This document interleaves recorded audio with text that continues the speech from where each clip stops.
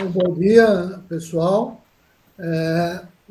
Estamos aqui para mais uma reunião, né? Para fazer um estudo sobre o livro do Jung, O Homem e Seus Símbolos.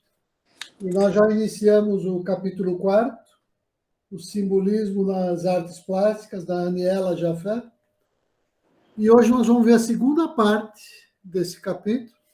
Vou começar lembrando o que a Ani disse sobre a união dos contrários, ou seja, essa coisa do consciente e do inconsciente, que também é a ideia de aproximar ciência e arte, e também de aproximar ciência e espiritualidade, né? Então, como a Rita mencionou, a arte propicia mesmo esses encontros. Daí a importância do estudo do conteúdo simbólico na arte, que foi o tema principal que a Silvia desenvolveu. Ou seja, encarnar o espiritual nos limites da abstração e do realismo, porque a partir daí vai surgir aquele ponto que a autora, lá, a Jaffe, chamou o ponto da revelação. Aquele ponto que torna visível tudo o que se percebia secretamente. E ontem, ou seja, essa madrugada, eu tive um sonho muito estranho. E esse sonho conversa com o tema de hoje. Então, eu queria encerrar a minha fala mostrando como esse sonho dialoga com o que nós discutimos hoje. O meu sonho é assim, primeiro eu preciso falar como é que eu vi esse sonho. Na verdade, é como se ele fosse um quadro, uma espécie de era meio fotografia e meio filme, porque era uma imagem, num certo sentido, congelada, mas não era congelada.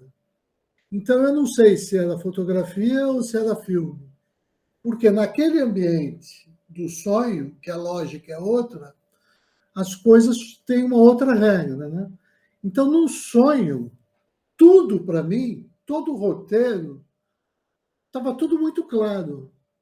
Mas quando eu acordei e eu quis percorrer aquele sonho com a mente racional, eu vi que não conseguia, porque na verdade não tinha o que percorrer. Eu estava querendo utilizar uma linguagem de cinema naquilo que vinha de uma linguagem de fotografia. Agora eu vou falar o que foi o sonho e a intensidade do sonho, que é um pouco parecido com a experiência da Bhagavad Gita. Olha o que é a Bhagavad Gita, né? Como se diz que o autor tentou representar isso na realidade. Você está num ambiente de guerra, vai iniciar uma guerra, o guerreiro tem uma crise de consciência e, no lampejo, em 30 segundos, no olho com olho que ele tem com Krishna, ele tem uma intuição e vai para a batalha. Você está numa guerra, ninguém vai ficar te esperando 2 horas e meia de abobrinha para você começar a guerra. Então, na verdade, as 2 horas e meia, que é aquela descrição em 700 versos, é para retratar um instante, uma fotografia que se passou ali naquele encontro entre Krishna e Arjuna, que depois eu dou uma visão cinematográfica para isso, para dar conta de todo o conteúdo, de todo o roteiro, com toda a riqueza conceitual, né? Eu dando uma análise de tudo aquilo que tenha sido um aspecto sintético. E o meu sonho, essa vez, foi assim, foi um sonho sintético, foi um flash. E quando eu acordei daquele flash, eu percebi que não era um flash, que eu não conseguia interpretar aquele flash, eu precisaria de um filme para tratar disso, né? Ou seja, por que eu estou falando disso?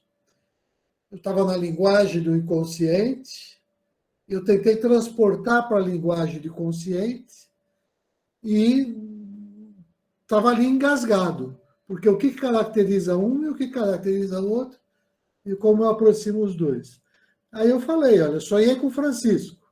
Ah, agora imagina que eu vou perguntar para Jung, eu vou perguntar para o analista o que isso pode significar. Quem mais tem que responder sou eu próprio, como eu vim argumentando, e o próprio Jung reconheceu, o Jung e o Siddhartha reconheciam isso, que o autor do sonho é o primeiro intérprete. Né? Agora, ainda mais num caso desse, uma relação tão particular. Agora, o que foi o sonho com Francisco?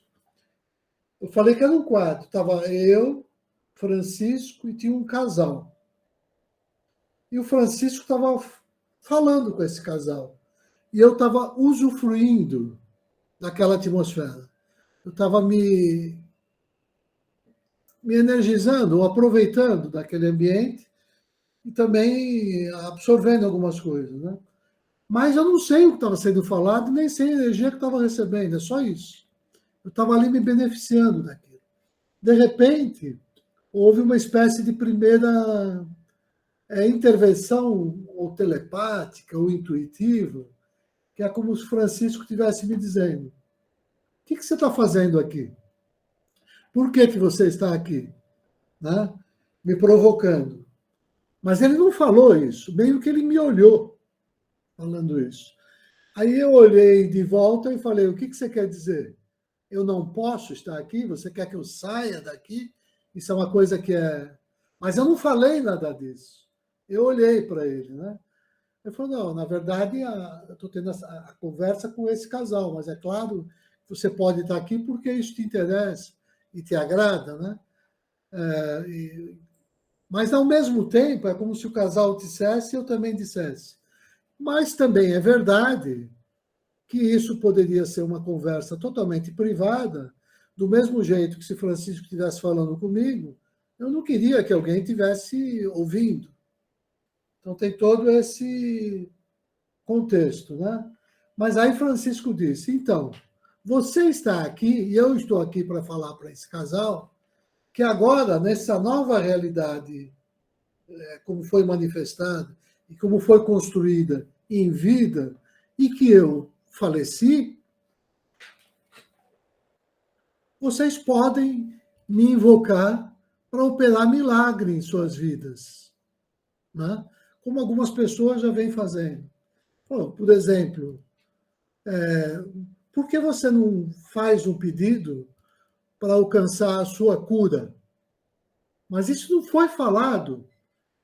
Eu não conseguia interpretar isso. Quando eu acordei, eu não conseguia. Era tudo junto, era simultâneo. Não era uma coisa que assim vai no linear do tempo que você consegue expressar o conceito. Isso durou, o sonho foi muito rápido, né? Mas aí é quando eu senti essa intuição, é como se eu respondesse para ele: muito obrigado, não quero. Não me interessa nenhum milagre e nem fazer nenhum pedido. Porque se eu não merecer isso sem pedir, por que eu vou pedir? E não preciso de favor nesse sentido. Né? Agora, se isso vier porque Deus acha que eu mereço, que venha.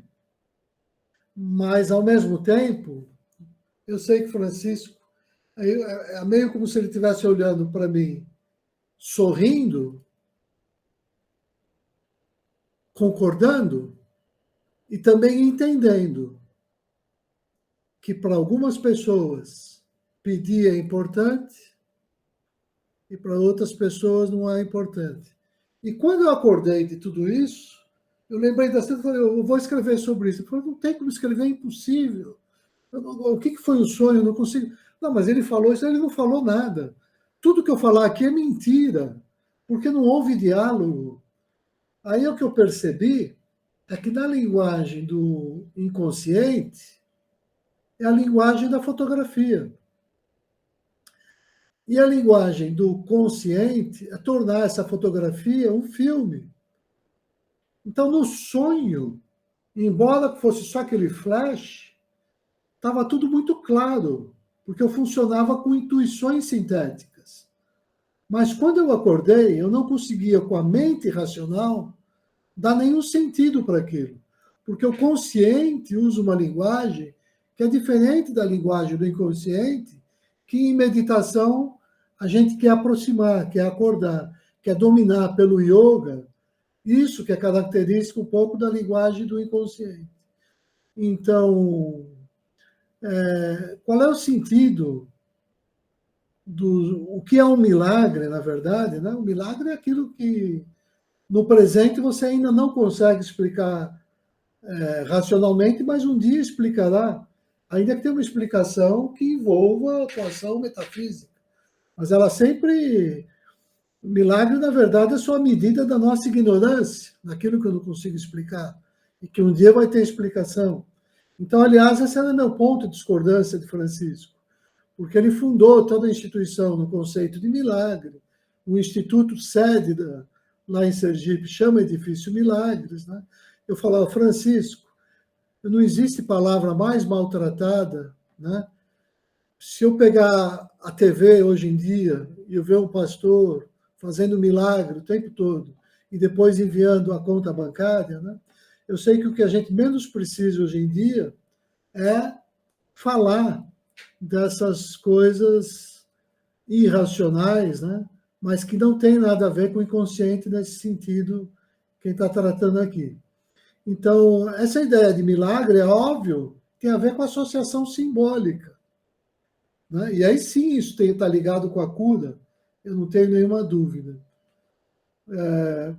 Aí eu acordei, simplesmente perturbado com o sonho, mas o que ficou em mente para mim, né, do sonho, tá bom, teve esse entendimento aí da missão que o Francisco pode ter na vida dos outros, ou na minha, que vai passar até agora, mas a essência para mim, nesse primeiro momento, quando olho para o sonho, é que eu percebi a diferença entre o pensamento linear, que se dá por conceitos, esse pensamento da linguagem racional, linguagem do cinema, e essa própria linguagem junguiana para interpretar tudo, com o pensamento, de fato, como nem é pensamento, com a energia na forma de sentimento e na forma de conceito ainda sintético que eu experimentei no sonho.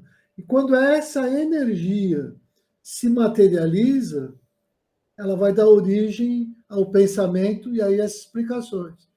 Então, isso para mim pareceu importante, porque é como se eu comprovasse uma tese minha, que os sentimentos intuitivos superiores têm precedência sobre o pensamento, e não o contrário, como afirma a racionalidade ocidental, né? E que nessa relação de precedência, isso me ajuda a compreender melhor, inclusive, essa relação e aproximação do consciente e do inconsciente, e entender melhor um pouquinho que eu li desse capítulo, que mostra como isso é alcançado pelos artistas numa pincelada que paralisa num instante aquilo que não é um instante. Às vezes você está representando uma época, está representando um livro complexo, e você tem isso numa imagem que vale por 1 milhão de palavras. Então, quando eu acordei do sonho, eu acordei de uma imagem, mas uma imagem plena. Eu estava impregnado com aquela imagem. Mas eu falei, agora eu vou começar a elaborar, mas todas as minhas elaborações já eram traições, porque eu estava tentando explicar, mas tudo que eu explicava não dava conta do que tinha sido, era só um recorte, era só um resumo. E com relação ao milagre, é isso que eu quero dizer. Claro que os milagres existem, mas não esse milagre como definido hoje, né? Como essa coisa simplesmente eu não sei explicar racionalmente, você chama de milagre. Na verdade, o que se chama de milagre hoje é aquilo que uma pessoa bem formada chamaria de ignorância, porque aquilo que você é ignorante, você atribui ao milagre. Né? Imagina, uma pessoa de 300 anos atrás, se viesse hoje, no mundo de hoje, pegar um telefone celular, pegar uma internet, um controle remoto da TV. Olha, eu fiz ligar a TV por um ato de um milagre. Para quem uma pessoa de 300 anos atrás. Porque milagre é o que ela não consegue explicar, só isso. E essas coisas invisíveis, na medida que elas se tornam visíveis, né, você explicou. E eu acho que mesmo a atuação de Deus, ela tem esse lado invisível. Uma vez que ela se torna invisível, ela tem uma explicação. Só isso que eu quis dizer. Mas também não desacredito de milagre. Mas barganhar com a divindade, a isso sim, eu ainda tenho minhas, ou seja, pedir, né? Ó, me faz isso que eu te dou aquilo, vou fazer uma promessa. Eu até acho que Deus atende as promessas, mas eu não tenho coragem de andar de joelho até não sei aonde para conseguir um favor de Deus. Nem vou andar a pé de um lugar até outro para conseguir um favor de Deus. Eu prefiro fazer esse esforço igual de andar a pé no meu trabalho, né? Para mostrar disciplina, para mostrar o que for. Mas eu não vou barganhar com a divindade. Só isso que eu quis dizer.